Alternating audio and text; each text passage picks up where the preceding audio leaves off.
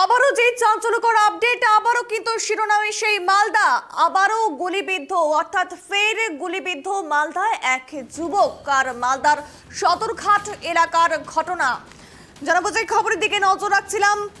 ফের shoot out মালদায়, শনিবার রাতে গুলিবিদ্ধ এক যুবক। শনিবার রাতে মালদার সদরঘাট এলাকায় এই ঘটনায় রীতিমতো চাঞ্চল্য ছড়িয়ে যায়। স্থানীয় সূত্রে খবর যে বচসার জেরেই চলে সেই গুলি। আমরা সরাসরি কথা বলবো আমাদের প্রতিনিধি রুহুলের সাথে। আমাদের সঙ্গে রয়েছে, কি ঘটনা, আবারও কেন শুট আউট হলো, আর কি ঘটনার জেরে এই ঘটনা, একটু বিস্তারিত তুলে ধরো।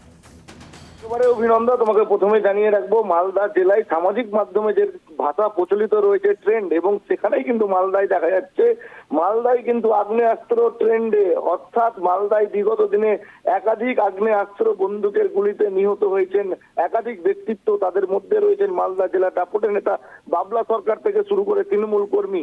আবার কিন্তু মালদায় গতকাল শনিবার কিন্তু রাজ্যের প্রাক্তন মন্ত্রী বিধায়িকা সাবিত্রী মিত্র বাড়ির অদূরেই কিন্তু গুলিবিদ্ধ হয়েছেন এক ব্যক্তি। মালদার ইংলিশ বাজার পৌরসভার 13 নম্বর ওয়ার্ড সদরঘাট পুরাটুলি এলাকার ঘটনা। গুলিবিদ্ধ ব্যক্তির নাম বিপ্লব ঘোষ। পুলিশ ইতিমধ্যে গোটা ঘটনায় 4 জনকে আটক করেছেন এবং তাদেরকে জিজ্ঞাসাবাদ করছেন। মূল অভিযুক্ত উত্তম মণ্ডল এই ঘটনার পর থেকেই কিন্তু পলাতক রয়েছে এবং তার উদ্দেশ্যে কিন্তু খোঁজ চালাচ্ছেন পুলিশ।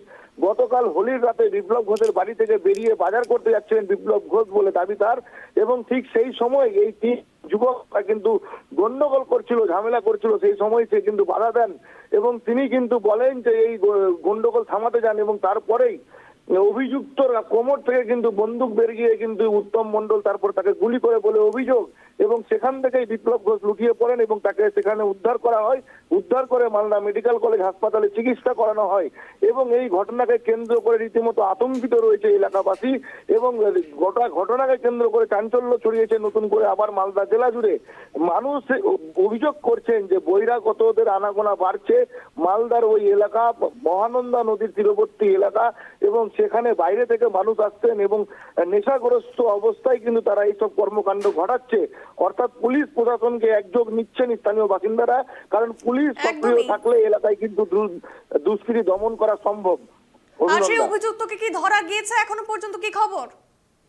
দেখো, 3 জনকে আটক করা হয়েছিল এবং যে মূল অভিযুক্ত তার উদ্দেশ্যে কিন্তু পুলিশ খোঁজ চালাচ্ছে। এখনো পর্যন্ত কাউকে কিন্তু গ্রেফতার করা হয়নি। একদমই, যে ঘটনা বারংবার ঘটছে মালদায়, সেখানে তো সাধারণ মানুষ, মালদার এলাকা অর্থাৎ সেখানকার মানুষরা যথেষ্ট ভীত হয়ে থাকেন। আর এই বিষয়ে পুলিশ প্রশাসন কেন সেরকম করা কোনো ব্যবস্থা নিচ্ছে না, কি জানা যাচ্ছে? তারা কি বলছে, তাদের তরফ থেকে কি জানা যাচ্ছে, কি প্রতিক্রিয়া?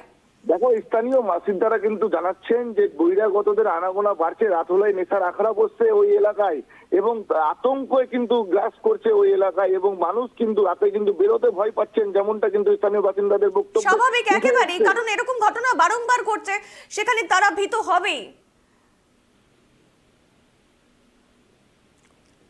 অসংখ্য ধন্যবাদ রুহুল, আমরা কথা বললাম আমাদের প্রতিনিধি রুহুলের সাথে।